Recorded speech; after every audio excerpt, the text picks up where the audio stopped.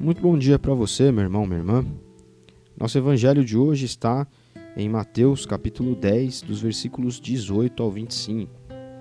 E aqui Jesus dá uma série de conselhos e prepara os seus seguidores, os seus discípulos, para o que eles irão enfrentar neste mundo aqui, né? Perseguições, vão enfrentar o ódio, as pessoas vão se virar contra eles.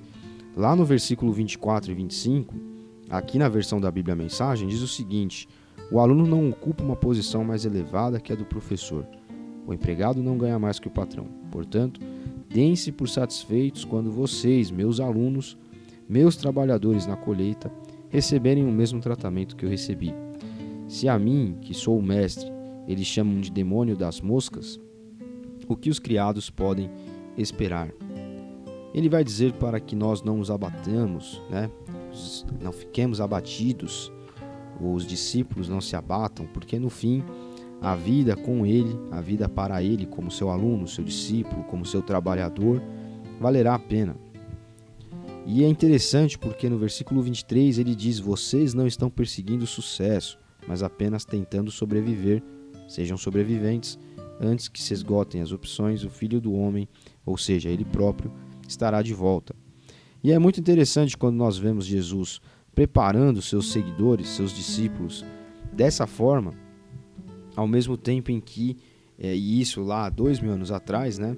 Ao mesmo tempo em que hoje nós ouvimos algumas pessoas, algumas vezes, com uma mensagem triunfalista, uma mensagem recheada de vitórias, de conquistas, né? Não, com Deus está tudo certo, você vai conquistar, você vai vencer, você vai ser cabeça e não cauda. Então ficam pescando aqueles textos do Antigo Testamento em que Deus está falando para um povo no âmbito de uma batalha, né, que tem toda uma tradição histórica e cultural israelita, etc., e aplicando para hoje como se aquilo fosse assim, ipsis literis, né, ou seja, literalmente aplicável ou igual nos dias de hoje, e usam isso para, enfim, supostamente pregar uma mensagem do Evangelho. Mas o que o Evangelho nos diz é que não, a vida do discípulo, e Cristo está falando isso aqui, ela não é fácil, ela é difícil, né? Nós somos sobreviventes, como ele diz aqui. Vão haver momentos em que seremos difamados, vão manchar a nossa reputação, vão destilar ódio contra a igreja. Essa é a realidade do cristianismo, né? À medida em que a igreja ou os cristãos se acomodam, é aí que a mensagem perde força, perde sentido, né? A vida com Cristo perde sentido, porque, como o próprio Jesus falou e como nós vemos na história da igreja, as coisas não são fáceis, né? É difícil.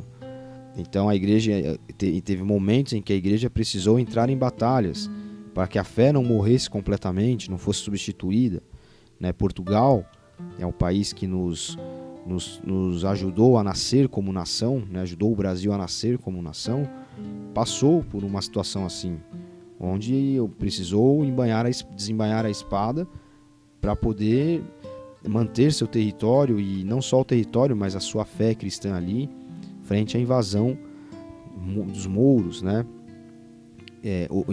Houve momentos na história da igreja em que a perseguição foi ferrenha, como lá no início, com as grandes arenas romanas, né? A perseguição ainda existe nos dias de hoje, né? Ela existe tanto no mundo chamado livre, no Ocidente, onde há uma propaganda anticristã acerca de tudo o que o cristão, de fato, prega, fala, vive. Há uma propaganda contra isso, né? Há um incentivo contra isso, né? Então o cristão fala assim, algumas vertentes cristãs: Deus quer que tenhamos filhos. Aí vai a imprensa e faz uma matéria fazendo chacota disso, fazendo uma propaganda negativa sobre isso. Enfim, chamando isso de fundamentalismo, para você ter ideia, né?